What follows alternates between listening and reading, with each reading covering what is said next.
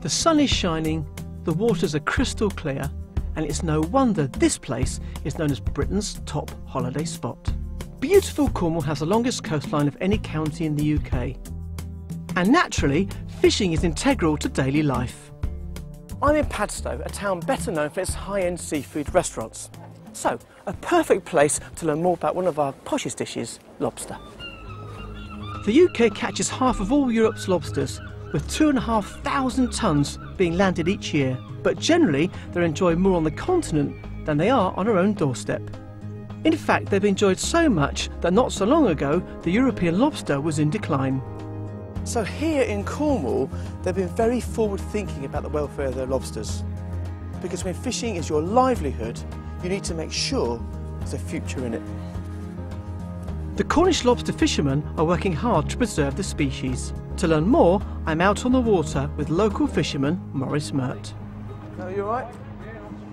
He and his brother Steve have been fishing in these waters for 33 years using the old-fashioned method of lobster pots, where baited pots are thrown out into the water and left for 3 days before being hauled in. Maurice, would you say it was a greener way of fishing, do you think? Oh yeah, very, very green. It doesn't harm the seabed, Yeah. not like beam trawlers, and it's a very selective way of fishing. Is it?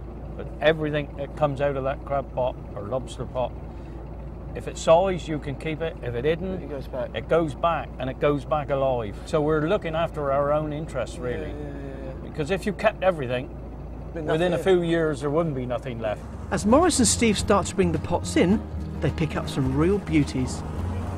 That is a real lobster. But they also show me what is classified as unacceptable catch. And Cornwall's minimum size of fish lobster is 3 mils bigger than the national minimum. This should be 90 mil from the back of the eye socket to the start of the tail. And that is about 4 mil, which is that much too small. That's going back.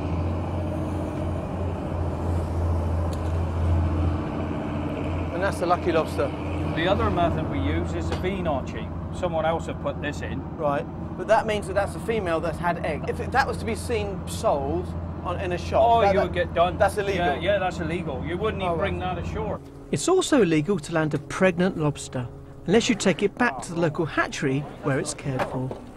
There's one for the hatchery there. Look at that. Now you'll be able to drop that one in Perfect. when you go up. Hopefully it'll do us a bit of good in the future. I leave Maurice and Steve to another few hours fishing, and, with my lobster in tow, head to the Lobster Hatchery, where Dominic Boothroyd works to nurture the pregnant female's eggs, as very few survive beyond hatching in their natural environment. What's the survival rate?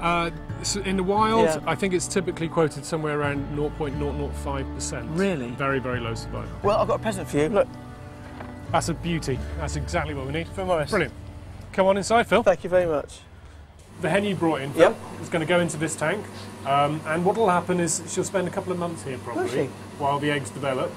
They'll develop a little bit quicker in here than they would in the sea, because this water temperature in here, if you feel that, Oh, yes. that's about the same temperature as it would be in the sea in the height of summer. Oh, I see. They'll hatch and we'll just come and collect them up and we'll move them into next door.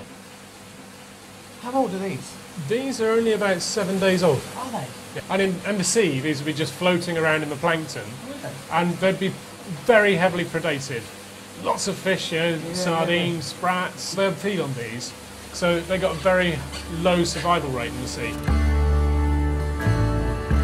So Phil, this is the next stage. Right. So these guys were probably hatched last October. Oh, really? You can see how slowly they grow. They do grow slowly, but they're fully formed, aren't they? It's Yeah. a fully formed lobster. Yeah. These will be released in the next few weeks. What is your survival rate, do you think?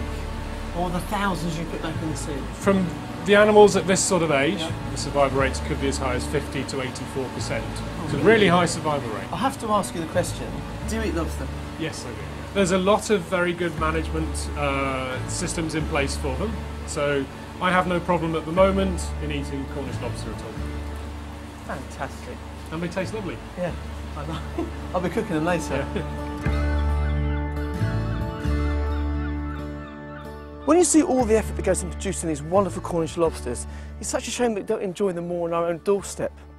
Two reasons for that, I think. One is that they are a bit pricey, and the other part is they are quite daunting to cook. But I'm going to show you 3 really simple recipes. Here's a lobster I got from Morris, and for around about 20 quid or slightly under, this is what you get. And what I've got here is a fishmonger to prepare it for me into 3 component parts. So we have the tail here, we have the head, and the first dish is going to use these, the claws. I'm going to make a lobster mayonnaise. I need to poach the claws. Cook them for about, I don't know, 4 to 5 minutes maximum. Now they've been cooked and cooled, and now I need to remove the meat. Break the claw into 3 pieces. So you've got 2 knuckles there, and then you've got a claw as well. If you snap the smaller claw forwards and backwards like that, then the meat will come out just like that there. And then with a heavy knife, just crack it either side, twist, and then all the meat will come out just like that. In here, I've got a mixture of mayonnaise, a few chives, a little bit of chilli, and a touch of onion or shallot. It's really up to you. And a tiny little bit of ketchup to give it a nice pink colour. Add the knuckle meat, and we'll chop up the claws, a little bit of coriander, a few peas, and just fold all that together.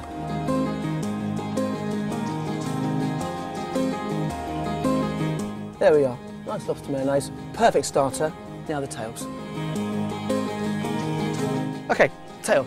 Cut down one side of the lobster, and you want to cut the whole tail in half like that.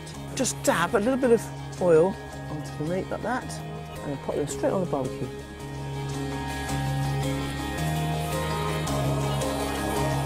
Now while they're cooking, we've got a very simple butter cream cheese mixture here. So that I'm going to add a teaspoon of curry paste, a few chopped chives, and just mix that up. And let that all warm through, and it'll soak into the tail beautifully. There we are.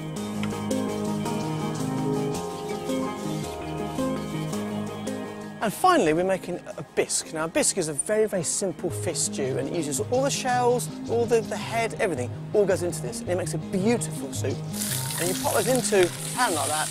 I'm going to add a handful of vegetables, celery, onion, and carrot, a capful of brandy, tablespoon in, be careful, about half a glass of white wine, chicken stock cube, a little touch of tomato puree or passata, about half a tablespoon of normal plain flour, water. And then we need to give that around about 35 to 40 minutes, just gently simmering away. Then, ladle out the broth, avoiding the shells. There you go, 3 simple meals, 1 lobster. And if they carry on working as hard as they are here in Cornwall, we can enjoy these dishes for many years to come.